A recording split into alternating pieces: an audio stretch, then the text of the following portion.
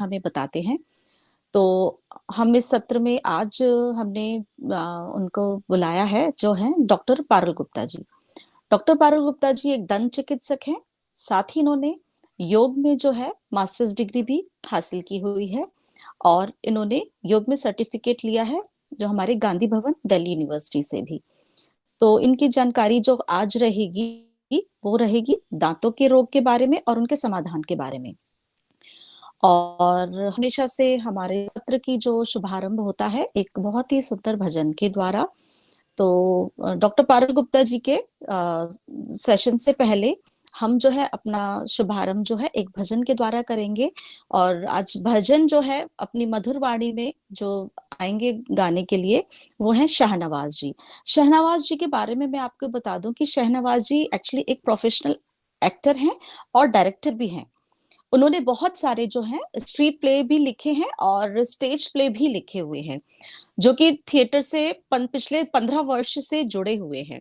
और उन्होंने साथ में ही पोस्ट ग्रेजुएशन भी किया है थिएटर में, जो नेशनल स्कूल ऑफ ड्रामा है, वहां से school of performing and visual arts new Delhi से वहां से किया है। और प्रोफेशनल एक्टर एनएसडी से ये रहे हैं। और इन्होंने साथ ही साथ जो है इंडियन क्लासिकल म्यूजिक वोकल में जो है उन्होंने गंधर्व महाविद्यालय से भी महारत हासिल करी है। तो अपनी मधुर वाणी में शहनवाज जी हमारे सत्र का शुभारंभ करेंगे। मैं उनको न्योता देती हूँ, प्लीज आए और हमारे सत्र की शुरुआत करें।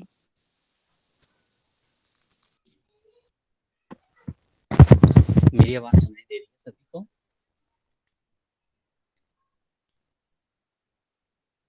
जी सर। हेलो, नमस्कार। मैं नमस्कार सर। सभी शुद्धिजनों को अपना प्रणाम करता हूं, और साथ ही शाश्वत योग सभा का धन्यवाद करता हूं कि उन्होंने मुझे ये अवसर दिया कि मैं इस सभा के प्रारंभ में एक भजन प्रस्तुत कर सकूं। तो सर एक ज्यादा रिक्वेस्ट सर एक बताइए। रिक्वेस्ट है, आप अपना जो फोन है ना वो आप लैंडस्केप पे कर लीजिए प्लीज। आपका फेस उल्टा आ रहा है।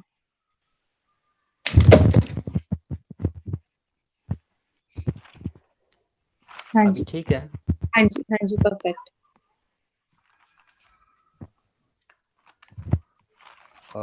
ठीक है, तो मैं ज़्यादा समय न लेते हुए भजन आरंभ करता हूँ, जिसके बोल हैं, प्रभु मोरे अवगुण चित्त ना धरो।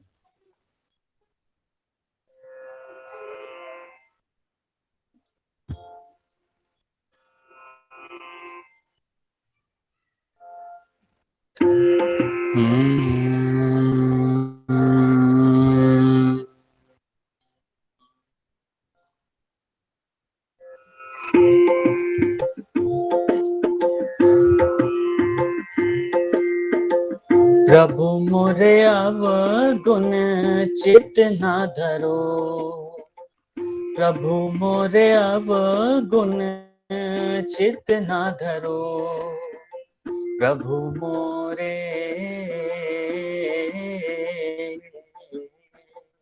प्रभु मोरे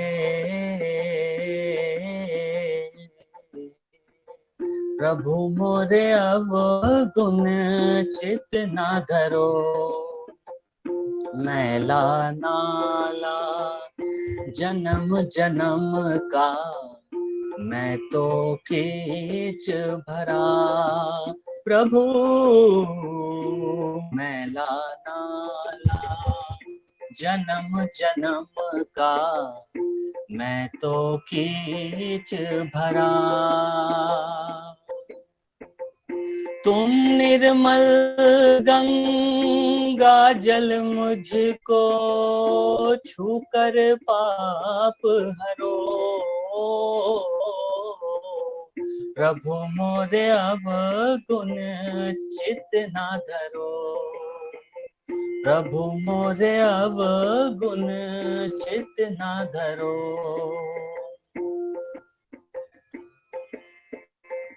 भव सागर में फंसी नाव का मैं भटका पंछी, भव सागर में हसीनाओं का मैं भटका पंछी। इस पंछी को चरण शरण दो, अब ना देर करो। प्रभु मोरे अब गुण चित ना धरो।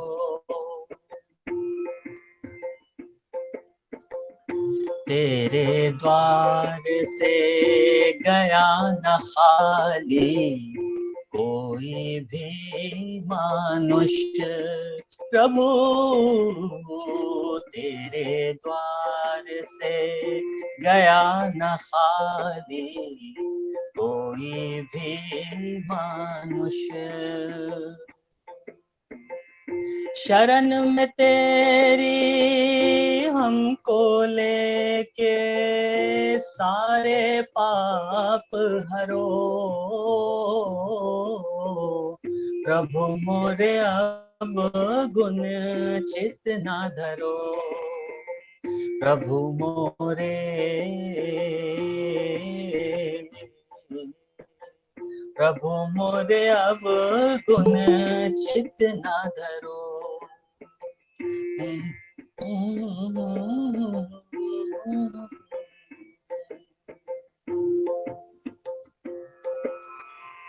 धन्यवाद।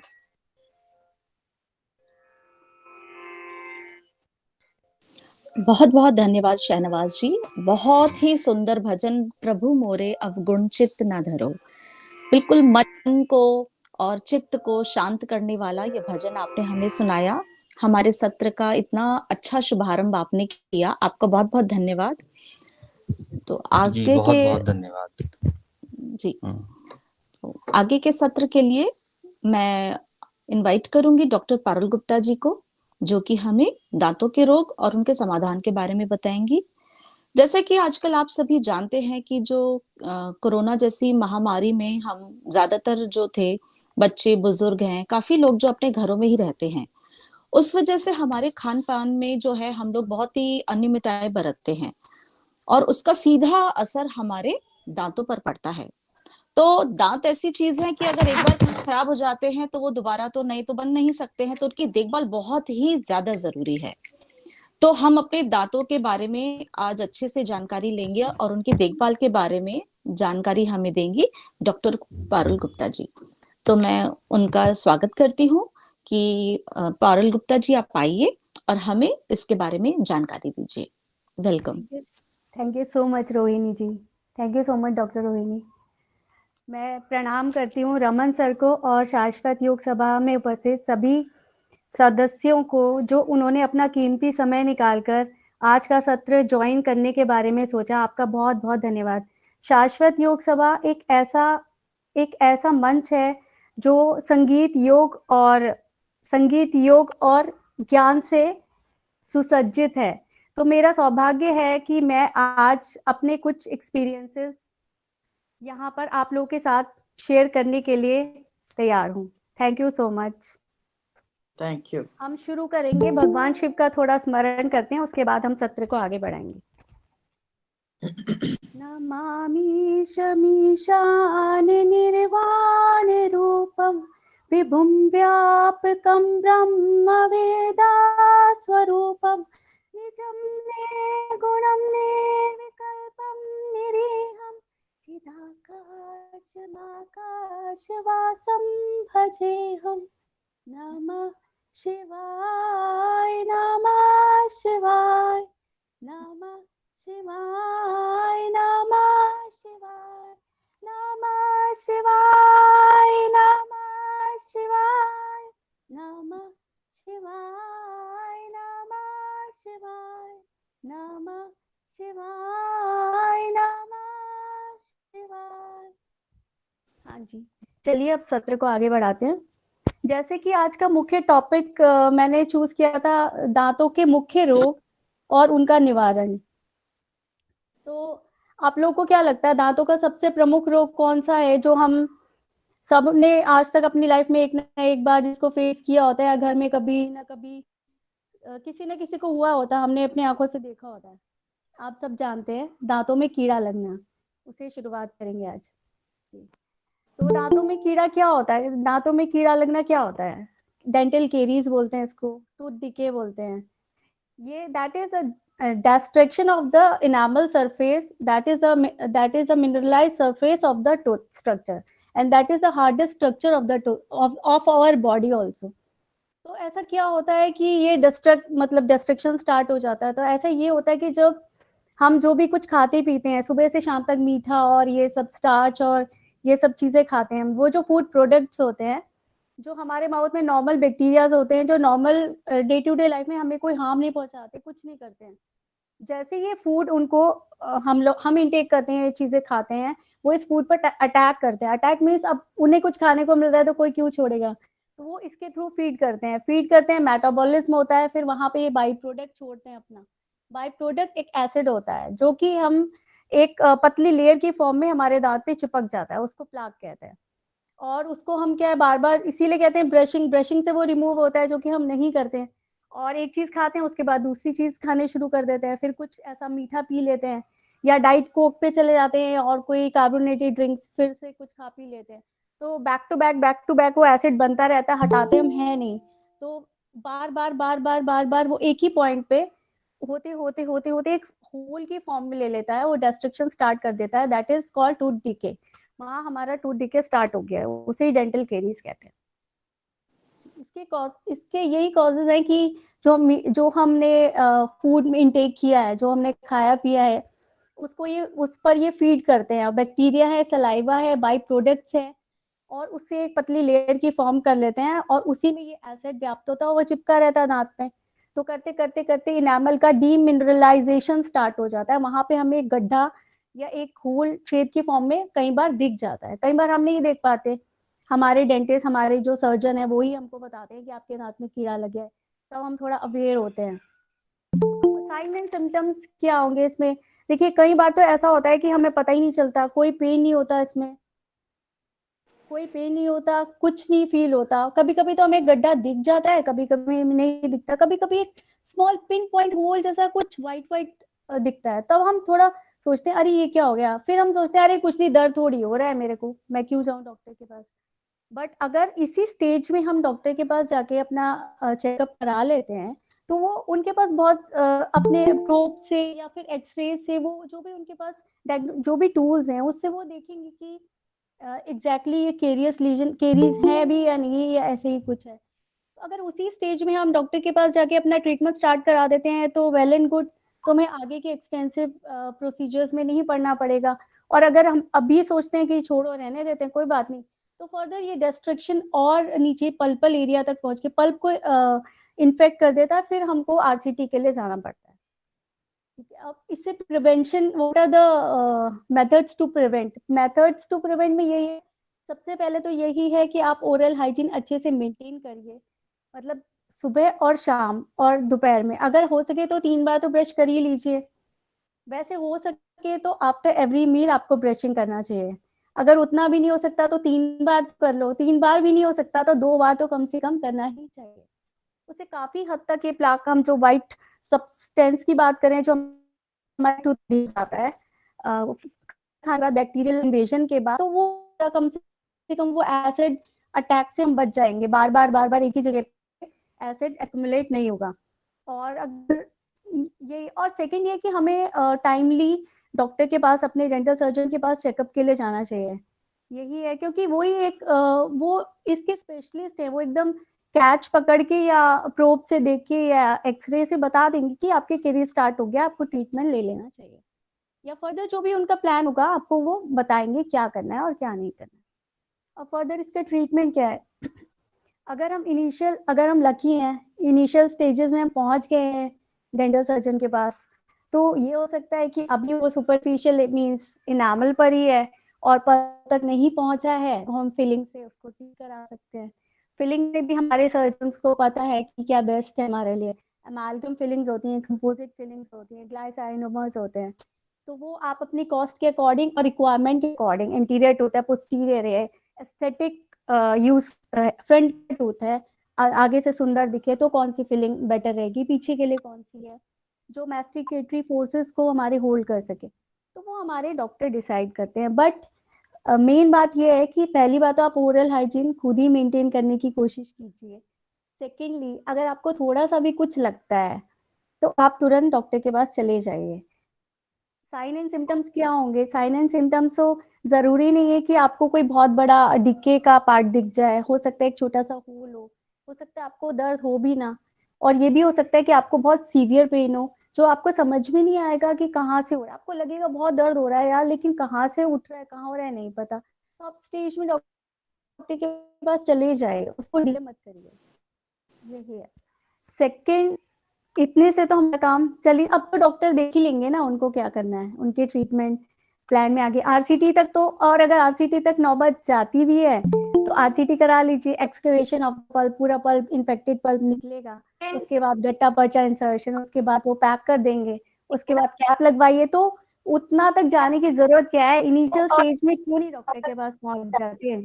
तो आरसीटी करा लीजिए। और उसमें क्या है कि वो तो ठीक है, हमने एक्सकेवेट करा दिया, उन्होंने आरसीटी कर दिया, उनका काम है करना, हमारा काम है, हम पेशेंट है, हमको ट्रीटमेंट चाहिए। बट उसमें क्या, एक तो कॉस्ट बहुत ज्यादा, लाइक 4 टाइम्स 5 टाइम्स मल्टीप्लाई हो चुकी है आपकी आरसीटी के लिए। ठीक है, उसके बाद आप उसको ऐसे नहीं छोड़ेंगे, आरसीटी कंप्लीट होने के भी बाद में आप उस पर कैप लगवाएंगे, और उसका कॉस्ट आपको पता ही अच्छा खासा कॉस्टली है। तो आप सोचिए, एक छोटा सा टूथ, एक छोटी सी बात, आप एक छोटा सा पिन पॉइंट होल या एक इनिशियल स्टेज में अगर आप डॉक्टर के पास चले जाते, टाइम रहते, मतलब महीना 2 महीना 3 महीना 4 महीना ना बिताते, तो आरसीटी की नौबत नहीं आती, आपका टूथ वहीं पे फिल हो जाता, आपको वहीं ट्रीटमेंट मिल जाता। और इतना पेन, और आरसीटी में 3-4 बार 5 बार भी कई बार जाना पड़ सकता है, तो जाना पड़ रहा है, फिर आप कैप के लिए जाएंगे, तो बेटर है ना इनिशियल स्टेजेस में ही उसको आप ट्रीट करा लो। इतना क्यों परेशान? पेन भी होता है, क्यों नहीं होता? आप जब इन्फेक्ट कर दिया आपने पल्प को, तो और उससे पहले सोचिए, उससे पहले हम आपको एलए लगाते हैं, इंजेक्शन देते हैं, तो इतना सब में क्यों पहुंचना है? इनिशियल स्टेज में ही डॉक्टर को कंसल्ट कर लीजिए और इनिशियल स्टेज में ही उसको फिल करा लीजिए। ज्यादातर चांसेस होते हैं कि इनिशियल स्टेजेस में वो पल्प तक नहीं पहुंचा होता, तो आपको उतना सब पे पहुंचने की जरूरत नहीं है। और यही है, आप जो भी खा रहे पी रहे हैं, थोड़ा सा अवेयर हो जाइए, क्या खा रहे हैं, सारा दिन मीठा ना खाएं बैठ के, यही है। और हेल्दी डाइट लो थोड़ा बहुत। और सेकेंड हमारी आती है मोस्ट कॉमन गम डिजीजेस में, जिसे आप पायरिया कहते हैं, ब्लीडिंग गम्स, बहुत कॉमन है, आपने बहुत सुना होगा, लोग के मसूड़ों से खून आता रहता है, दांत हिलने लग गए हैं, दर्द सा रहता है, ठंडा गर्म लगता है। अब इसका क्या है? इसका भी यही है कि मेन कॉज तो यही है, plaque accumulation over the tooth. अब टूथ पे से आपने नहीं हटाया, आप नहीं ब्रशिंग कर रहे हो, आप नहीं डॉक्टर के पास जा रहे हो, तो वो एक लेयर तो है ही, उसके बाद दूसरी लेयर, उसके बाद और मोटा हो गया वो, ठीक है, उस तब भी नहीं आपने क्लीनिंग कराई। फिर एक स्टेज ये आती है कि ये मिनरलाइज हो जाता है, लाइक ये बहुत हार्ड सब्सटेंस में कन्वर्ट हो जाता है, दैट इज कैलकुलस। और ये कैलकुलस तो नॉर्मली आप अपने आप रिमूव नहीं कर पाएंगे, इसके लिए आपको प्रोफेशनल हेल्प की जरूरत पड़ेगी। और जब वो हार्ड हो भी जाता है तब भी आप सोचते हैं कि मतलब कोई बात नहीं, हो गया होगा, कोई फर्क नहीं पड़ता, लेकिन that is a main time आपको जाना चाहिए, और आपको ये डॉक्टर को दिखाना चाहिए कि ये क्या ब्राउन ब्राउन पत्थर जैसा ये क्या होता जा रहा है। क्योंकि अब क्या है कि अब ये जो कैल्सिफाइड हो गया है ना, मिनरलाइजेशन हो गया है, जो प्लाक सॉफ्ट था, अब क्या होगा, इसके ऊपर इसने और जगह दे दी प्लाक को और इकट्ठा होने के लिए। अब ये प्लाक जो है आपके जिंजाइवा मसूड़ों की तरफ पहुंचने लगेगा, क्योंकि वहां पे पॉकेट्स होती हैं, दांत और मसूड़ों में एक जगह होती है, उसको इन्वेट कर करके वहां पे पहुंच, ठीक है। अब यह है, वहां पे आपके गम्स को इन्फ्लेम करना स्टार्ट कर दिया, इरिटेशन कॉज करती है, इन्फ्लेमेशन कॉज करती है, वो जिंजिवाइटिस की स्टेज आती है, जिंजिवाइटिस हो गया। अब क्या होगा, आपको हल्की हल्की सी ना इचिंग जैसा, जैसे होता है ना, टूथपिक से आप स्क्रैप करने का मन करने लगेगा, अनकंफर्टेबल हो जाओगे, और आगे यही होता है। और ब्लीडिंग गम स्टार्ट हो जाएगी, जैसे आपने ब्रश किया उस टाइम पे आपको ब्लड आना शुरू हो जाएगा, या आप कुछ जैसे आपने कुछ थूका उसके बाद ब्लड आएगा ब्रशिंग के बाद, या brush. Sorry to interrupt Parul ji. जी ये देव कुमार जी, आप प्लीज अपना स्क्रीन शेयरिंग बंद कर दीजिए।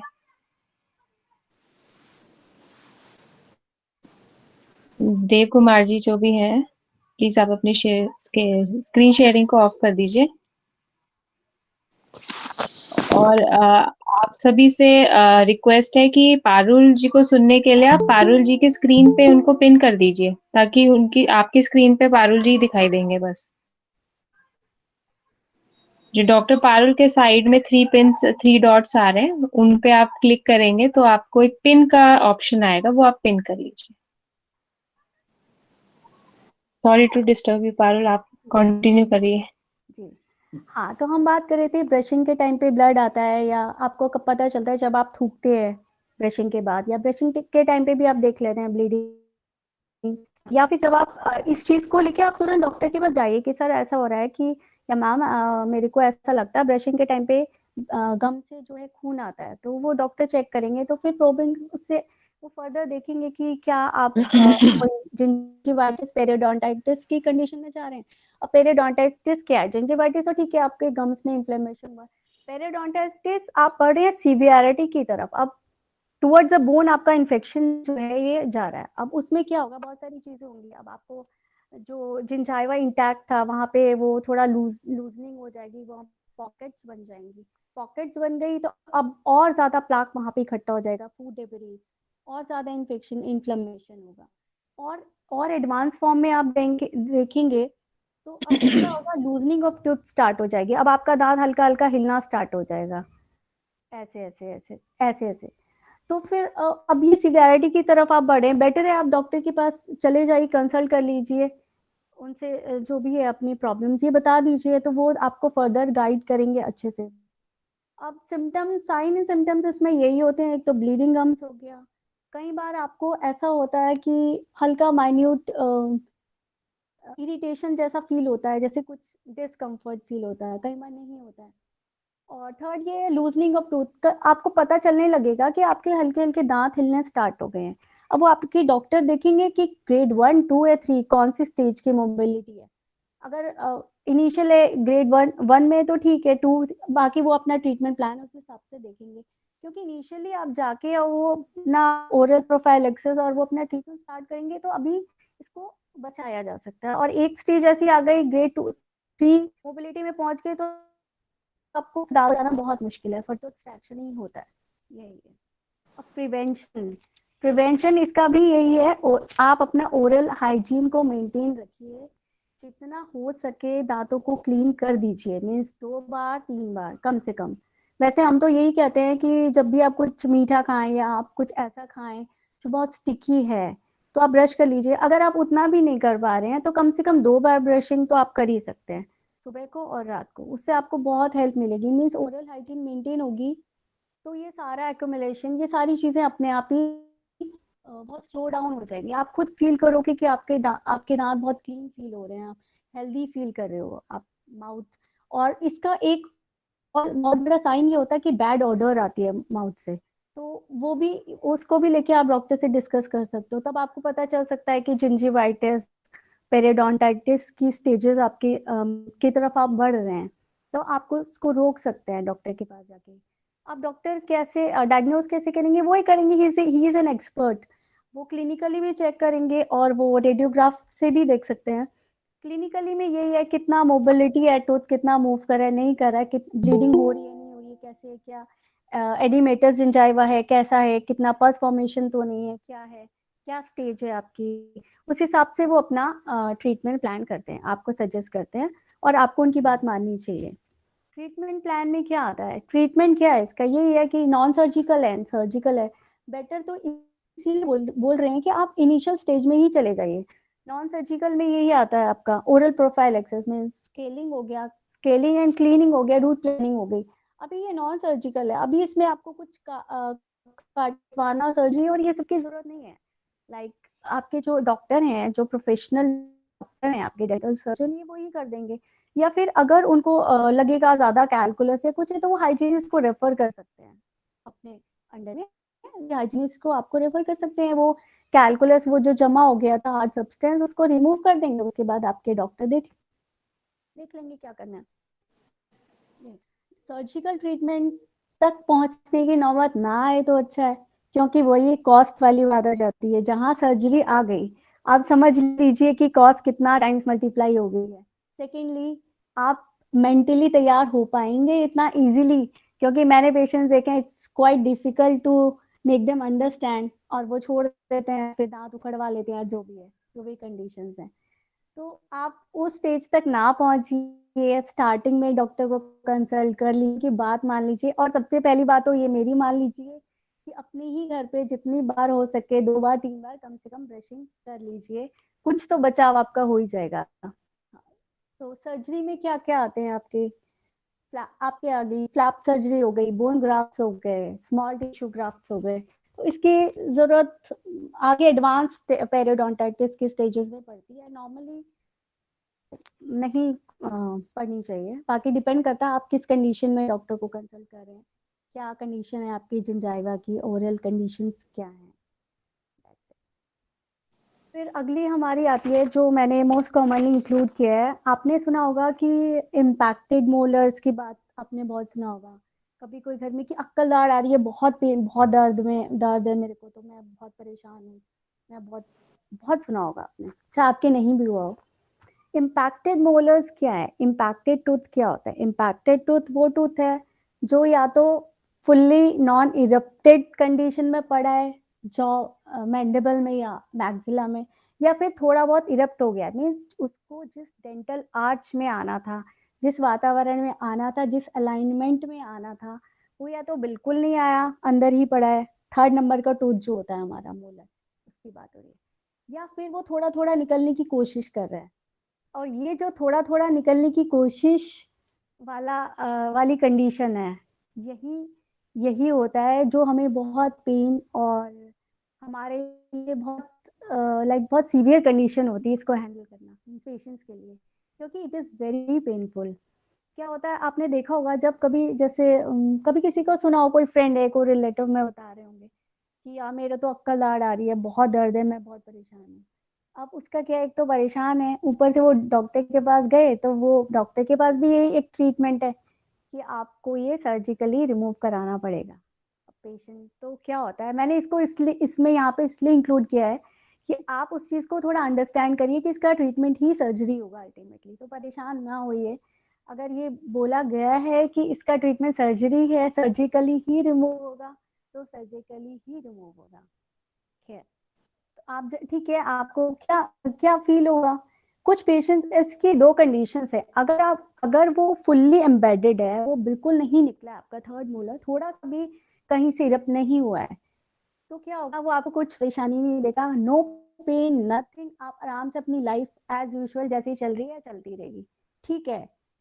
बट अगर वो इरप्ट थोड़ा बहुत हो गया है, डेंटल कैविटी में आ गया है बाहर, तो ये समझ लीजिए कि पूरे चांसेस हैं कि अब क्या होगा, वहाँ पे फूड एक्यूमुलेशन हो जाएगा, डेब्रीज एक्यूमुलेशन, अब वहाँ पे बहुत सारी चीजें होंगी, चलिए ये तो है ही है।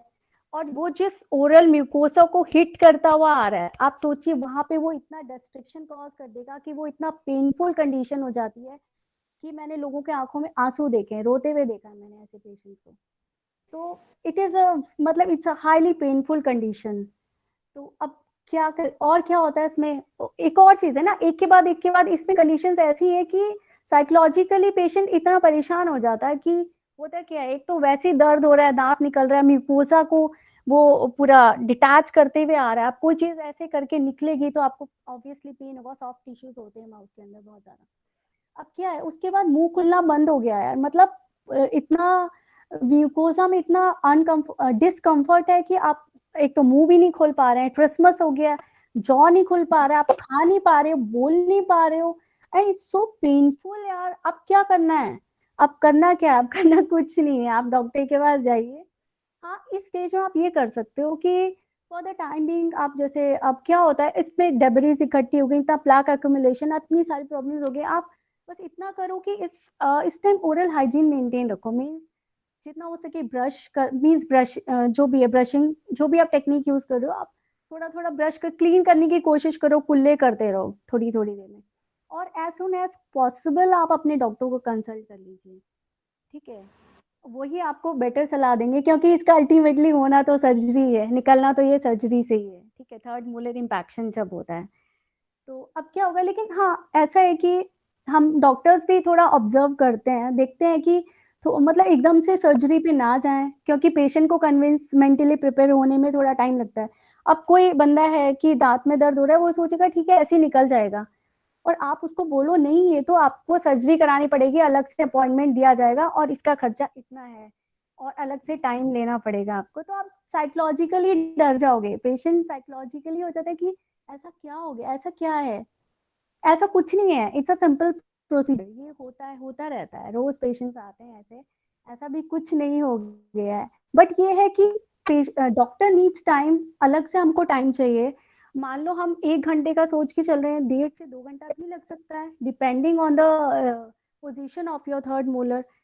बक्कली प्लेस्ड है, लिंगुअली प्लेस्ड है, इन्वर्टेड है, डिस्टली या मीजली, क्या पोजीशन में पड़ा है, वो किस पोजीशन में वो निकल रहा है, हम उस हिसाब से और हम वो एक्सरे देख के ही तो हम डिसाइड करेंगे ना कि, और फिर कितना टाइम, जब हम सर्जरी करते हैं तो हम आपको ये अप्रोक्सीमेट टाइम ही बताते हैं कि 1 घंटा, लेकिन 1 घंटे में 2 घंटा भी लग गया, मान लो ब्रेक हो गया, कोई आपकी रूट या नहीं हाथ आ रही है, नहीं निकल रहा है, तो हम डबल मीन्स डबल टाइम भी हो सकता है। बहुत पेशेंट्स मैंने देखे हैं कि 1 से 2 घंटा बोलते हैं और 2 घंटे से ऊपर लग जाता है, तो इसलिए आपको अलग से टाइम देकर बुलाया जाता है, और कोई रीज़न है क्योंकि हमको भी एक अलग थोड़ा टाइम हम बचा के रखते हैं कि अगला पेशेंट आ जाए उससे पहले आपको फ्री कर सकें, और इसमें कोई डरने की ज़रूरत नहीं है, उसी दिन सर्जरी होगी, उसी दिन आप घर जा सकते हो, और 7 से 10 दिन में आप नॉर्मल लाइफस्टाइल जो पहले था उसको आप लीड करने लग जाओगे।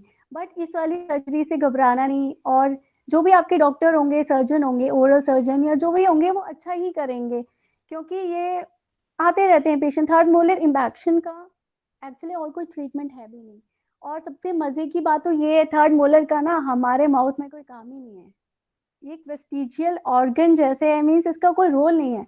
अगर ये अंदर भी पड़ा रहता है तो तब भी कुछ नहीं कर रहा, और ये कब परेशान कर देता है, जब ये थोड़ा बाहर आने की कोशिश करता है, तब ये हमें परेशान कर रहा है। जब तक ये अंदर है तो हम भी नहीं छेड़ते हैं, वैसे तो आइडियली हम ये बोलते हैं निकलवा लेना चाहिए, बट एक होता है ना, जब तक कुछ प्रॉब्लम नहीं हो रही तो क्यों किसी चीज़ को हम इनिशिएट करें, वो वाली बात होती है। बाकी ये थर्ड मोलर इम्पैक्शन कोई बहुत ज़्यादा डरने वाली चीज़ नहीं है, बट हाँ अल्टीमेटली निकलवाना सर्जरी से ही पड़ेगा इसको।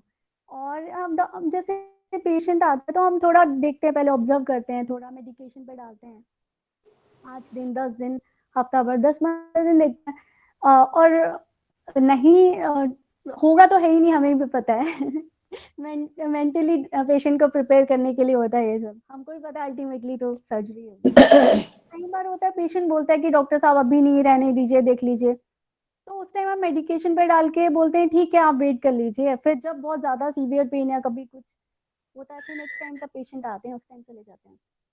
हाँ, इसका एक और जो साइन एंड सिम्टम्स की बात कर रहे थे, एक इसका ये साइन भी है कि पूरे जिस एरिया में ये इरप्ट हो रहा होता है ना थर्ड मोलर, ये उधर पूरा स्वेलिंग कर देता है, लाइक हर तरफ से, हर तरीके से आपको डिफिकल्टीज पे डिफिकल्टीज, मुंह नहीं खुल रहा है, बोला नहीं जा रहा है, खाया नहीं जा रहा, पेन में हो, ऊपर से स्वेलिंग, और तो इसकी यही कंडीशन और इसका यही ट्रीटमेंट है। आप जितना जल्दी अपने डॉक्टर के पास चले जाएंगे, आपको गाइडेंस और आपको ट्रीटमेंट मिल जाएगा, तो आप थोड़ा सा बेटर मेंट की तरफ बढ़ेंगे। मेडिकेशंस जब आपको मिल जाएंगी, फिर आपका डेट डिसाइड हो जाएगा सर्जरी का, सर्जरी प्लान हो जाएगी, आपके डॉक्टर डिसाइड कर लेंगे आपका एक्सरे देख के कैसे क्या करना है, तो यू विल फील बेटर, यही इसका एक उपाय है। फोर्थ काफ़ी कॉमन है जो मैंने इंक्लूड किया है कि आपने सुना होगा कि ब्रक्सिज्म होता है, दांत किटकिटाते हैं लोग, बच्चे भी होते हैं उसमें और बड़े लोग भी हैं, बहुत सारे मैंने देखा है, आप लोगों ने भी देखा होगा, दांत किटकिटाने की बीमारी होती है बहुत लोगों को, बीमारी ही बोला जाएगा, means it's a sort of disease only. तो अब इसमें ऐसा क्यों होता है? ऐसा इसके बहुत सारे रीजंस हैं। एक तो साइकोलॉजिकली हो गया, मान लो कोई बच्चा है या कोई बड़ा भी व्यक्ति है, मैच्योर, कोई भी एज में स्ट्रेस किसी को भी हो सकता है, कोई भी एज का व्यक्ति है वो साइकोलॉजिकली डिस्ट्रेस में है, परेशान है, इमोशनली कुछ बात है, या फिर जैसे पेरिडोंटाइटिस वाली कंडीशंस हमने बोली हैं, पेरिडोंटल कंडीशंस उसकी हैं, कुछ उसके दांत में ब्लीडिंग या कुछ ऐसा हो रहा है, डिस्कम्फर्ट है, तब वो दांत किटकिटाता है या कोई भी व्यक्ति है। और जब पेरिकोरोनाइटिस, अभी हमने जो थर्ड मोलर वाली बात की, जो पूरा स्वेलिंग और वो सब हो गया था, डिस्कम्फर्ट की जो भी कंडीशन होती है ना, तो जाने अनजाने में, ज़रूरी नहीं है सोते टाइम भी, आपने देखा हो नॉर्मली हम भी कई बार डिस्कम्फर्ट होता है तो दांत लाइक हम दांत प्रेस कर देते हैं दांत के ऊपर लाइक, तो वही कंडीशंस होते टाइम भी सबकॉन्शियसली हम कर जाते हैं, तब उसको ब्रेक्सेस में कह देते हैं। अब इसके सिम्टम्स क्या होंगे? साइलेंट सिम्टम्स ये होंगे कि बच्चा या जो भी व्यक्ति है, जब वो मॉर्निंग में उठेगा, टीएमजे के पास, ये टेम्पोरोमैंडिबुलर जॉइंट है, इसके पास उसको बहुत पेन फील होगा, लाइक डिस्कम्फर्ट पेन, जितने भी फेशियल मसल्स हैं, पेन सुबह अजीब सा लग रहा होगा, लाइक बहुत पेन फील हो रहा होगा पूरा फेशियल मसल्स में। और थर्ड ये है कि कई बार जैसे दांत किटकिटाने की वजह से, मान लो हमने बच्चे के दांतों में या कोई हम बड़ों में भी कोई फिलिंग कराई हुई है तो वो बाहर निकल जाती है, लाइक कंटिन्यूअस आप हिट कर रहे हो दांत पे दांत, दांत पे दांत, तो वो होता है कि एक टाइम के बाद, क्योंकि आदत छूटती नहीं है ऐसे। आप सोचो कि आज कटा रहे हैं बच्चे दांत, तो ऐसा नहीं है, अगर वो स्टार्ट हो गया है तो फिर वो हो ही गया है, ठीक है। और फिर क्या होता है, और ये होता है कि यार ऑक्लूजन सरफेस तो सारे घिस दोगे ना, बार बार बिना बात के दांत पे दांत, दांत पे दांत मारे जा रहे हैं, ठीक है, ऐसा कॉन्शियसली मारे आप, आपकी कोई इंटेंशन नहीं सोते, ऑब्वियसली कोई क्या सोच के दांत पे दांत टकराएगा, बट वो हो रहा है ना, तो उससे ऑक्लूजन सरफेस भी डैमेज हो रही है आपकी, तो ये है। और अब क्या करना है, what is the treatment? The treatment is that only कि आप जो है इसके कारण में एक ये भी आता है कि कोई ऑक्लूजल हिंड्रेंसेस हैं, कुछ ऑक्लूजन में प्रॉब्लम है, तो आप डॉक्टर के पास जाएंगे, आपके ऑर्थोडोंटिक सर्जन जो हैं वो देखेंगे कि अब वो ये चेक करेंगे कि प्रॉब्लम आ कहाँ पे रही है। अब उनका काम है कि आपके साइकोलॉजिकल फैक्टर्स को सबसे पहले वो हटवाने की कोशिश करेंगे, पेशेंट से बात करेंगे कि क्या रीज़न है, इमोशनली परेशान है, कुछ बात है, कुछ डिस्कस करके हो सकता है वो निकाल पाएँ, नहीं निकाल पाएंगे तो साइकोलॉजिस्ट के पास आपको भेजा जाएगा, साइकाइट्रिस्ट के पास, जिस भी तरीके की साइकोलॉजिकल हेल्प की ज़रूरत होगी वो पेशेंट को दी जाएगी। उसके बाद क्या होता है, उसके बाद वो देखेंगे ऑक्लूजल लेवल पे जितना कोई हिंड्रेंसेस है जो भी है वो अपनी तरफ से सॉर्ट आउट करने की कोशिश कर देंगे। और उसके बाद क्या है, एक और चीज़ है, जो एक अप्लायंसेस हम बना के दे देते हैं पेशेंट्स को, ऐसे जो ब्रक्सिज्म के पेशेंट्स होते हैं ना, जिनको दांत किटकिटाने की आदत होती है, तो उसका यही उपाय है कि वो जब आप वो अप्लायंसेस ले लेंगे डॉक्टर से, like mouth guard, night guard बोलते हैं जिसको, तो आपको उसको मुंह पे लगा के सोना है, उसको उठा के रखना नहीं है, क्योंकि रख दिया तो फिर वही चीज़ वहीं की वहीं बात हो गई। आप इतना कॉस्टली ट्रीटमेंट, आप डॉक्टर के पास भी जा रहे हैं, खर्चा भी कर रहे हैं, सब कुछ कर रहे हैं, और फिर बात वहीं की वहीं। अभी मेरे पास एक पेशेंट का फ़ोन आया था, उनकी वाइफ की एज होगी 38-39 ईयर्स, और वो ब्रक्सिज्म की एक लाइक काफ़ी पुरानी क्रोनिक पेशेंट हैं, और उनसे पहले उनके हस्बैंड से मेरी बात हुई थी, तो मैंने यही बोला था कि आप इनको अप्लायंस बनवा दीजिए, ऑर्थोडोंटिस्ट से मिल लीजिए, तो वो मिले, उन्होंने अप्लायंस बनवा दिया, ठीक है, नाइट गार्ड। अब वो उनकी वाइफ ने नहीं लगाया, 3-4 साल हो गए, नहीं लगाया, नहीं मानती है, होता भी है कि अरे कोई बात नहीं, मैं नहीं लगा रही, डिस्कम्फर्ट अजीब सा लगता है स्टार्टिंग में, कोई भी नई चीज़ आप सोचिए ना, हम कहीं भी नए परिवेश में जाते हैं तो हमें अजीब लगता है, कोई नई चीज़ हमसे जुड़ती है तो हमें अजीब लगता है, वही कंडीशन, नहीं नहीं नहीं, लेकिन आप उसको हटा दोगे, लगाओगे नहीं, तो कभी कंफर्टेबल होगे नहीं ना उसके साथ। अब क्या हुआ, नहीं लगाया, अब उनके सारे दांत घिस गए हैं, और इस टाइम वो यूएस में हैं, बोलते हैं मैं पिक्चर्स भेजता हूँ, मैं कहा सर मैं पिक्चर देख के कुछ भी नहीं कर सकती हूँ, अब आप वहीं ट्रीटमेंट कराइए, जो भी आप, जो भी आरसीटीज होंगी, अब जो भी होगा फर्दर, क्योंकि वो माउथ गार्ड लगा लेते तो कम से कम उतने ही नहीं घिसते ना, कि आरसीटी आप पल्पल इन्वॉल्वमेंट तक तो नहीं पहुंचते ना, आरसीटी वाली नौबत तो नहीं आती, फिर आप ऑर्थोडोंटिस्ट से मिलकर ट्रीटमेंट ले लेते, जो भी अगर कुछ ऑक्लूशल इंटरफेरेंसेस हो रहे थे तो यही मेरा बोलने का मीन्स, यही इसीलिए इंक्लूड किया मैंने, अगर माउथ गार्ड या कुछ लगाने को बोला गया है तो प्लीज़ आप उसको यूज़ करिए, उससे आपको बहुत प्रोटेक्शन मिलेगा। और तीसरा है, आप स्लाइड दोनों हाथों से, ये मास्टिकेटरी, ये जो मसल्स होती हैं, यहाँ पे हल्का हल्का मसाज करके आपको थोड़ा रिलीफ मिल सकता है, बट वो ना के बराबर होता है, लाइक ऐसा कुछ आपको वो बहुत ज़्यादा रिलीफ मिल के आप ड्रग्सेस में छोड़ देंगे, आपकी आदत छूट जाएगी, ऐसा कुछ नहीं होता, ऐसा कुछ नहीं होने वाला। इसका ट्रीटमेंट और इसके लिए जो आपके बेस्ट डॉक्टर हैं ना, स्पेशलिस्ट, वो ऑर्थोडोंटिक सर्जन ही हैं और वो ही आपको एक से एक बढ़िया इसके लिए अप्लायंसेस बना के दे सकते हैं। लाइक नाइट गार्ड्स हो गए, बक्कल गार्ड, जो जैसे जिन पेशेंट की मैं बात करी थी उन्होंने नहीं लगाया, अगर वो लगाती तो काफ़ी हद तक उनका प्रोटेक्शन हो जाता। लाइक ऑक्लूशल सरफेस तो बच जाती ना, पल इन्वॉल्वमेंट नहीं होता। अब आरसीटी कराएंगे, सारे दांतों की कराएंगे, कितने दांत इन्वॉल्व हैं, और आरसीटी का तो मतलब फिर वो ही है, फिर एलए इंजेक्शन लगवाओगे, फिर पेन एक में होगा, फिर दूसरे में होगा, या दो तीन दांतों की आरसीटी एक साथ चलेगी, तो फायदा क्या है उससे। इसीलिए अगर इनिशियल स्टेजेस में आप डॉक्टर से मिल लिए, आपको गाइडेंस मिल गई है, तो प्लीज उसको फॉलो कर लीजिए आप, नहीं तो कोई फायदा नहीं है ये सब चीजों का। और तीसरी चीज है, इतना स्ट्रेस है, मीन्स अगर कोई भी चीज है ना, लाइक आप इतना स्ट्रेस में क्यों जी रहे हैं आज के टाइम में, मुझे तो ये समझ में नहीं आता। जिस पेशेंट से मिलो, जिससे मिलो, कुछ ना कुछ स्ट्रेस से रिलेटेड प्रॉब्लम सबको है। हाँ, सबकी लाइफ में होता है, सबकी लाइफ में होता है, ऐसा नहीं है, लेकिन मतलब ठीक है, उसको मैनेज भी करना आना चाहिए ना आपको थोड़ा सा।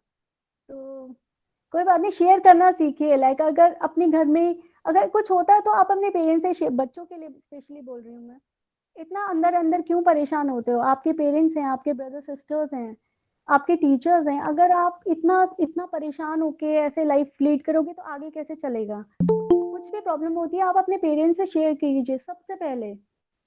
जो भी मदर फादर जिसके साथ आप सबसे ज्यादा इमोशनली कनेक्टेड हैं, जिसके साथ सबसे अच्छा फील करते हैं, उसके साथ शेयर कीजिए जो भी प्रॉब्लम है, जो भी है। इतना चीज को लेके कि दांतों पे इफेक्ट आ रहा है, बॉडी पे इफेक्ट आ रहा है, बालों पे आ रहा है, इतना नहीं सोचना चाहिए। बच्चों के लिए बोल रही हूँ स्पेशली मैं, और बड़े लोगों के लिए भी है। आप थोड़ा मीन्स शेयर कर सकते हैं, आपके कुछ क्लोज फ्रेंड्स हैं, आपकी फैमिली में होंगे, आपके मदर फादर होंगे, जो हम हमारा सबसे ज़्यादा भला सोचते हैं, उनके साथ शेयर कीजिए कुछ भी प्रॉब्लम्स हैं लाइफ में। तो ऐसा नहीं है बिल्कुल अपने में रह के सारा स्ट्रेस ले लेंगे तो बहुत मुश्किल है। या फिर कोई साइकोलॉजिस्ट ढूंढिए, या कोई ऐसा पर्सन जो आपको ये स्ट्रेस मैनेज करने में हेल्प कर सके। तो बट इतना स्ट्रेस में जीने की जरूरत नहीं है, इतनी सारी बीमारियां, इतनी सारी कॉम्प्लिकेशंस वैसे ही। तो मतलब अपने को थोड़ा रिलैक्स करिए, और थोड़ा लाइफ को अगर आप इतना अर्न कर रहे हैं तो थोड़ा एंजॉय भी करिए, अपने लिए टाइम निकालिए, अपने लिए खुशियां ढूंढिए, जो भी करने में आपको अच्छा लगता है। चलिए खैर, अब नेक्स्ट है नेक्स्ट की जो 2 डिजीज हैं वो वास्टिंग डिजीज हैं। लाइक ये मैंने इसलिए इंक्लूड किया है कि अगर इनको नहीं करते तो एक बहुत बड़ी चीज मिस हो रही थी, जिसको मैं पहले इंक्लूड नहीं करी थी। मैंने सोचा था यार इतना टाइम शायद नहीं होगा, लेकिन फिर मुझे लगा बहुत जरूरी है। First is erosion. इरोजन क्या होता है कि this is the damage of the tooth structure, this is the damage of the tooth structure due to any acidic beverage. अब क्या है समझे आप, जब भी हम कोई एसिडिक बेवरेज, ऐसा कोई एसिडिक इनटेक लेते हैं लिक्विड, जिससे कि हमारे दांत का इरोजन, डिस्ट्रक्शन स्टार्ट हो जाता है, दैट इज कॉल्ड इरोजन। अब इसमें आप सबसे पहले सोच लो क्या है इसमें सबसे पहले क्या आएगा? आपके कोल्ड ड्रिंक्स आते हैं। जो लोग बहुत ज्यादा सारा दिन 24 घंटे में 2-3 बोतल कोल्ड ड्रिंक्स की पी जाते हैं ना, ये इरोजन आपको 1-2 साल, थोड़े टाइम आपके दांत झेल लेंगे, आपकी बॉडी झेल लेगी, 1-2 साल के बाद आपको उसका इफेक्ट दिखना स्टार्ट हो जाएगा, पूरे दांत इरोजन के शिकार हो जाएंगे, पूरा पतली लेयर है, पूरा डिस्ट्रक्शन होना स्टार्ट हो जाता है, और अल्टीमेटली जब ये पल्प तक पहुंच जाता है तो फिर वही कंडीशन आपकी, फिर आप आरसीटी कराओगे। या कई बार तो हमारे पास उसका उपाय भी, इतना पतला दांत बचा होता है कि आरसीटी भी क्या बची, क्या करेंगे? तो बेटर है आप ये इतना ज्यादा कोल्ड ड्रिंक और डॉक्टर सारा पारुल दिन जी, डॉक्टर पारुल जी, एक्सक्यूज मी, हाँ जी डॉक्टर साहब। डॉक्टर पारुल जी, हाँ डॉक्टर पारुल जी, आपकी आवाज थोड़ा कट के आ रही है, नेटवर्क इशू है क्या उधर या? नहीं सर, यहाँ पे ठीक आ रही है, आप सर प्लीज अपना नेटवर्क तो नेटवर्क चेक प्रॉपर कर है। लीजिए। ओके, ठीक है, ठीक है, आप जारी रखिए। Okay, thank you sorry so for much. Thanks a lot. आपको नमस्ते करना चाहूंगा। जी हम तो सेम लाइन के हैं, आप भी डेंटल सर्जन, हम भी dentist. Thank you so much for supporting. It's my pleasure. Thank you sir. Okay, thanks lot. जी जी, होपफुली अब तो आपको जारी अच्छे रहना। बेटर आवाज आएगी। जी हाँ, तो हम बात कर रहे थे इरोजन से जी बचना है। अब इरोजन से बचना है कि सारा दिन कोल्ड ड्रिंक की बॉटल्स और कोल्ड ड्रिंक और डाइट कोक के नाम पे धड़ाधड़ ये कोल्ड ड्रिंक्स नहीं पीनी है। पीते हैं तो प्लीज स्टॉप कर दीजिए, नहीं तो 1-2 साल के बाद आपके दांत की कंडीशन ऐसी होगी कि आरसीटी के बाद भी नहीं बचा पाएंगे। दांत उखाड़ के फेंकोगे क्या आगे के सारे दिन? फिर क्या करोगे? डेंचर लगवाओगे इतनी कम एज में? क्योंकि मैंने देखा ज्यादातर ये यंगस्टर्स हैं जो ये कोल्ड ड्रिंक के पीछे इतना सारा दिन कोल्ड ड्रिंक इन्हीं की चलती है ज्यादातर। और जो मिडिल एज में सॉरी हाँ, जो मिडिल एज में है वो भी प्लीज थोड़ा सा मतलब कोल्ड ड्रिंक है ये तो अवॉइड करिए, दांतों के लिए सही, बॉडी के लिए सही, अपने लिए, खुद के लिए। जी, और सेकंड इसमें मोस्ट इम्पॉर्टेंट जो मुझे लगी कि मुझे इंक्लूड करना चाहिए, एब्रेशन। एब्रेशन क्या होता है? Gradual destruction of the calcified tissues through any mechanical force that is not the masticatory force, जो कि हमारे दांत खाने के टाइम पे जो फोर्सेस यूज हो रहे हैं उनकी बात नहीं कर रहे हैं। उसके अलावा जो भी फोर्स बाहर से दांतों में कोई प्रकार का घर्षण या किसी प्रकार का फोर्स या किसी प्रकार का हिट करता है दांत को, उससे जो डैमेज हो रहा है हमारे जो कैल्सिफाइड टिश्यूज में, लाइक लेयर्स में दांतों की, दैट इज कॉल्ड एब्रेशन। और मैंने ये यहाँ पर क्यों इंक्लूड किया है? एब्रेशन का बेस्ट बेस्ट प्रकार जो हम सब कर ही लेते हैं वो क्या है? जो हम टूथ ब्रशेस यूज करते हैं, इतना हार्ड ब्रश यूज करते हैं, कई बार हम नोटिस ही नहीं करते, 5-6 महीना 6-7 महीना इतना हार्ड हो गया होता है।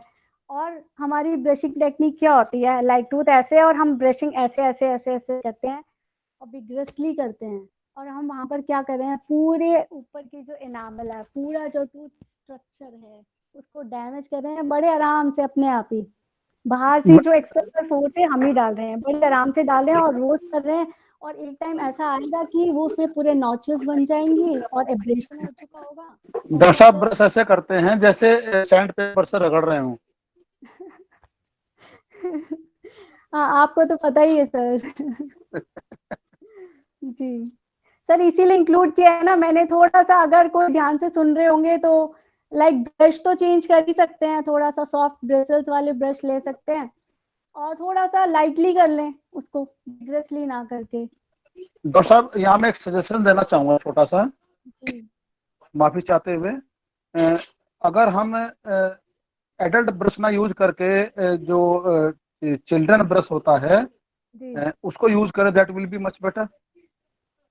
सर, मच बेटर तो है बट आप तो प्राइवेट प्रैक्टिस भी कर रहे हैं ना, तो सर अब वो आप देखिए कि आप पेशेंट को ये चीज कैसे समझाएंगे कि आप बच्चों वाले ब्रश पे चले जाइए।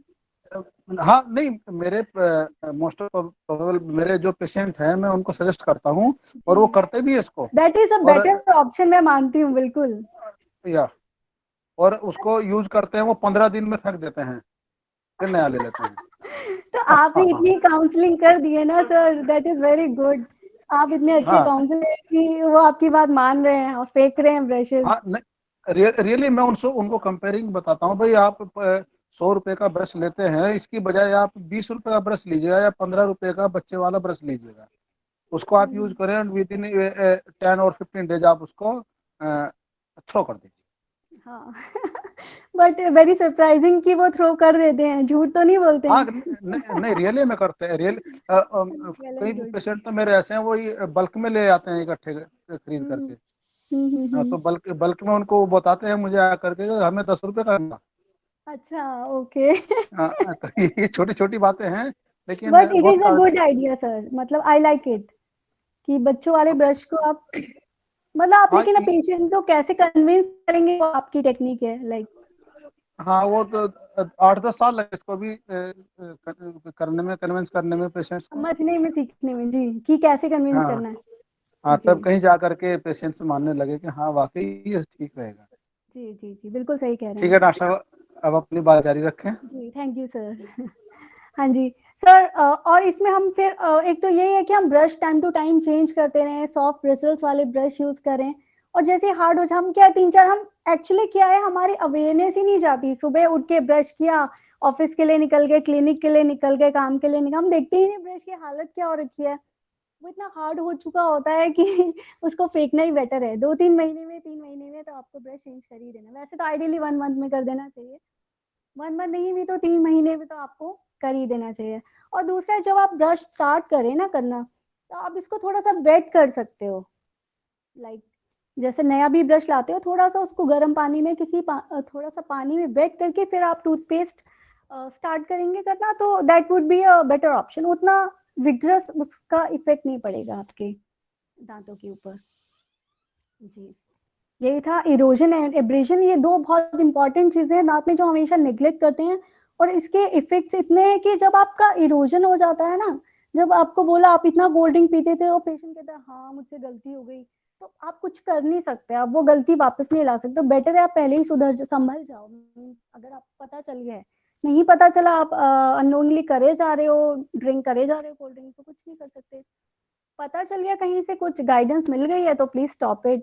कम से कम कोल्ड ड्रिंक तो स्टॉप कर दो। और दूसरा, ये जो हार्ड ब्रिसल्स है ना, इनको आप प्लीज ब्रशेस टाइम पर चेंज कर दीजिए, नहीं तो ये भी एक बहुत सीवियर कंडीशन होती है। अल्टीमेटली पल्पल इन्वॉल्वमेंट हो जाएगा, फिर आरसीटी, और फिर क्या फायदा ये सब का, इतना पेन झेलने का। अब हम आते डॉक्टर साहब हैं डॉक्टर साहब मैं तो कोल्ड ड्रिंक के साथ साथ यहाँ पर फास्ट फूड को भी कहूंगा कि आप इस सर पूरी अभी तरह से आ रहे अवॉइड हैं, करें। उसके बारे में बात करेंगे, थोड़ा सा पेशेंस हाँ रखिए। जी। अभी क्या चल रहा है, हमारा कोविड पेंडेमिक कंडीशंस हैं, हम महामारी के दौर से गुजर रहे हैं, घर पर हैं, हम सारा दिन बैठे रहते हैं, इंटरनेट और ऑनलाइन क्लासेस अटेंड कर रहे हैं, ऑनलाइन लेक्चर्स दे रहे हैं, ले रहे हैं, सब कुछ ऑनलाइन चल रहा है, हम घर पर हैं। हमने सोचा हमारी ओरल हेल्थ कैसे मेंटेन होगी, क्या कंडीशन हो गई होगी, हमने कभी ध्यान दिया? सोते हैं, उठते हैं, ब्रश करते हैं, काम पे लग जाते हैं, सोने चले जाते हैं, सुबह को फिर खाते पीते सारा दिन। अब करना क्या, हम कैसे यहाँ पर ओरल हेल्थ कैसे मेंटेन कर सकते हैं? यही आप मॉर्निंग में तो ब्रश करते ही हैं, 2 बार और ब्रश करने की हैबिट डाल लीजिए, आफ्टरनून में और नाइट में। मतलब रात को तो आप बिल्कुल जरूर करिए कि आपको ब्रश करके ही सोना है, चाहे कुछ भी हो जाए। और अगर आप बीच में अब घर पे हो तो इतना टाइम निकाल, इको आ रही है किसी जी, इतना टाइम तो निकाल सकते हो कि आफ्टरनून में भी एक बार ब्रश के लिए उठ सको और 3-4 मिनट निकाल के ब्रशिंग कर सको। दूसरा, ये पानी हम बहुत कम पी रहे हैं। आप सबने नोटिस किया आप कितना पानी पी रहे हो आजकल, जब से घर पे हो बिल्कुल पानी नहीं पीते हो। खाने के बाद थोड़ा बहुत पी लिया तो पी लिया, पहले क्या होता था बहुत ज्यादा पानी पीते थे। थोड़ा सा पानी गुनगुना करके बॉटल में या जैसे भी रखना है रख लो, टेबल पे या सामने ग्लास रख के, तो पानी दिखेगा तो आप पियोगे भी ना। और पानी से बहुत सारी चीजें होती है, केरीज, ये आपके जो प्लाक एक्यूमुलेशन या फ्लश आउट होता है, आधा काम तो आपका पानी ने ऐसे ही कर दिया, तो आप नहीं कर रहे हो, पानी ज्यादा पियो। और फिर क्या हो रहा है आजकल, हम क्या कर रहे हैं, कभी केक बना रहे हैं, कभी जलेबी ट्राई कर रहे हैं, कभी पास्ता बना रहे हैं, कभी पिज्जा बना रहे हैं, बहुत कुछ ट्राई कर रहे हैं, बहुत कुछ खा रहे हैं, सारा दिन खाते रहते हैं। यही हो रहा है सबके घर में, कोई एक के लिए नहीं बोल रहे, सभी का यही चल रहा है। ठीक है, हम नई नई चीजें ट्राई कर रहे हैं और खाते रहते हैं और बैठ जाते हैं। अब क्या है कि वही हो गया ना, फास्ट फूड ही हो गया एक तरह से, खाए और बैठ गया। अब आपने बैक्टीरिया को बड़े आराम से उसका पूरा पसंदीदा भोजन दे दिया, पूरा फास्ट फूड, पूरा कार्बोहाइड्रेट्स, पूरा शुगर, पूरा मैदा दे दिया आपने। अब वो आराम से अपना प्लाक और वो अपना बना के आपके दांत पे उसने चिपका दिया है, और आपको पता भी नहीं है, आप फिर काम में लग गए, आप अवेयर ही नहीं हो, आपको ध्यान ही नहीं है। तो क्या करना है, पहले तो इन चीजों को ना बिल्कुल कम कर दो आप। ये जो पिज्जा पिज्जा है, बिस्किट्स खा रहे हो बैठ के, पोटैटो चिप्स साइड में रखे हुए हैं, ये चल रहे हैं सारा टाइम, केक, पेस्ट्रीज, पिज्जा। पहले क्या होता था बाजार का होता था, अब घर पे बना के शुरू घर पे बना के सभी लोग खा रहे हैं, मैं किसी एक के लिए नहीं बोल रही।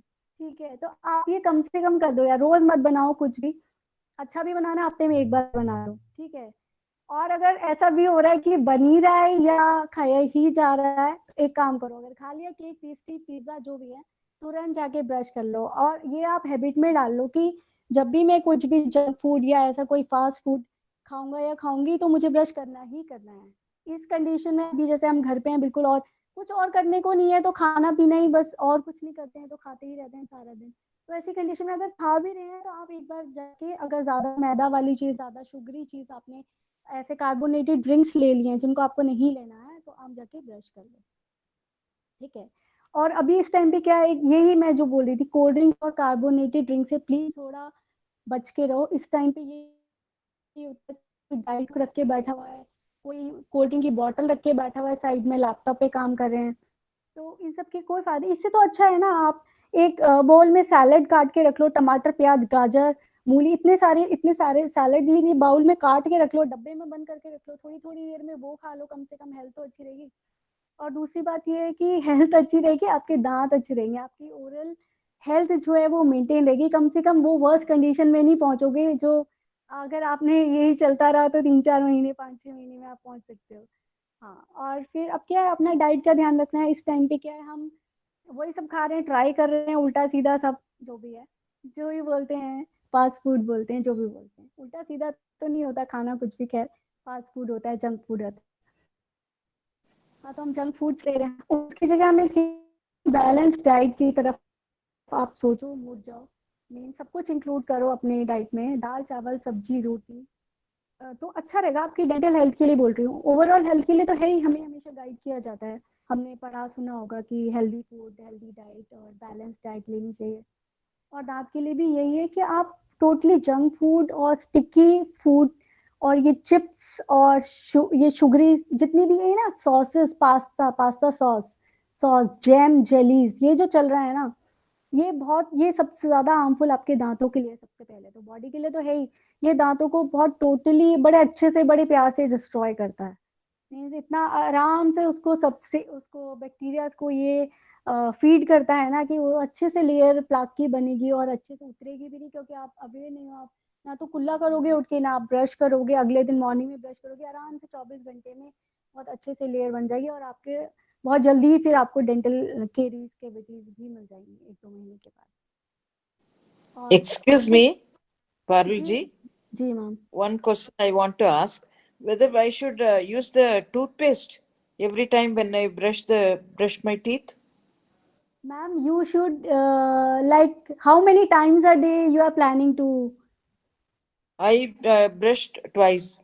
In the Yes, night ma'am. I use paste. Otherwise, in Yes, between, yes, when we ma'am. do the brushing in the afternoon. Ma'am, like 3 times a day, you should use toothpaste also. Okay, Like okay. otherwise, Okay. simple rinsing is also enough. But like you are old enough and you are making so much effort, so I would suggest you to please brush your teeth with the toothpaste only. Okay, okay. Thank you. Thank you, ma'am. जी, हम कहाँ पर थे? हाँ, उसके बाद हम balance diet के बाद हम आते हैं, हमें अपने फूड में ना इस टाइम पे फ्रूट्स को बिल्कुल इंक्लूड करना है, जिसको हम भूल चुके हैं। हम फ्रूट्स काटते ही नहीं, कौन काट के रखे, कौन क्या करके रखे, फ्रूट्स नहीं खा रहे, वेजिटेबल्स नहीं खा रहे। इस टाइम पे फ्रूट ज़रूर खाने हैं, वेजिटेबल ज़रूर खानी है। मार्केट में आप ये सोचो ना, और फ्रूट्स में क्या हमको साथ में हमें क्या चाहिए? Vitamin C. दांतों के लिए बात कर रही हूँ मैं, विटामिन सी हमें ज़रूरी चाहिए, क्योंकि अगर किसी टाइप का कोई इन्फ्लेमेशन कुछ होना स्टार्ट हुआ है तो हमारी हीलिंग ये विटामिन सी ही स्टार्ट कर देता है। तो आपको बहुत एक्सटेंसिव आगे की आप प्रॉब्लम्स में नहीं पहुंचोगे। लाइक जिंजिवाइटिस स्टार्ट हुआ है तो वो काफ़ी हद तक आपको हील करना स्टार्ट कर देगा। और दूसरी चीज़ है, कोविड में भी हमको विटामिन सी चाहिए, जो कि हम चलिए सब लोग टैबलेट्स भी खरीद के खा रहे हैं, कोई कुछ कर रहा है, कोई कुछ कर रहा है।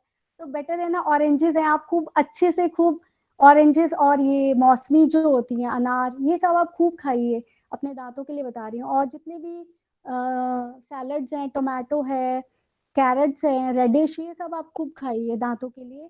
इस टाइम मतलब नेग्लेक्ट मत कीजिए, डेंटल हेल्थ को नेग्लेक्ट मत कीजिए, नहीं तो वही है कि बहुत सारी कॉम्प्लिकेशन सडनली 5-6 महीने के बाद आपको सडनली एकदम से पता चलेगा कि ये भी हो गया, ये भी हो गया, ये भी हो गया, ये भी हो गया। तो उससे बेटर है आप थोड़ा सा अभी अवेयर हो जाओ और थोड़ा पानी ज़्यादा पीना स्टार्ट कर दो। बस ये सारी चीज़ों का आप ध्यान रखोगे तो वेल एंड गुड, दांतों को भी कुछ नहीं होगा, आपको भी कुछ नहीं होगा, आपकी हेल्थ भी अच्छी रहेगी। और तीसरी चीज़, आप मेंटली थोड़ा सा खुश रहा करो, खुश रहने की कोशिश क्या करो, बस अपने तरीके ढूंढो।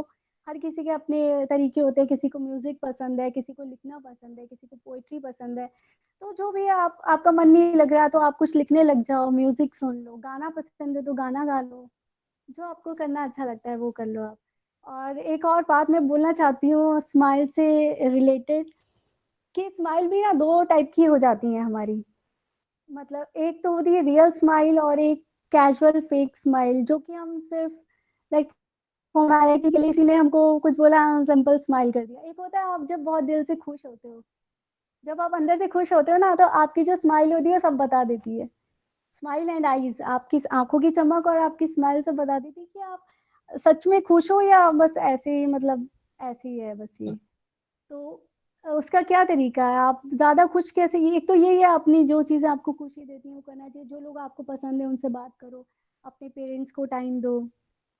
तीसरा ये है कि आप अपने को किसी से कंपेयर मत करो लाइफ में कभी भी, क्योंकि जहाँ आपने तुलना की ना कि मेरे पास ये नहीं है उसके पास ये है, मेरे पास छोटा घर है उसके पास ये है, या मैं मोटी हूँ मैं पतली हूँ,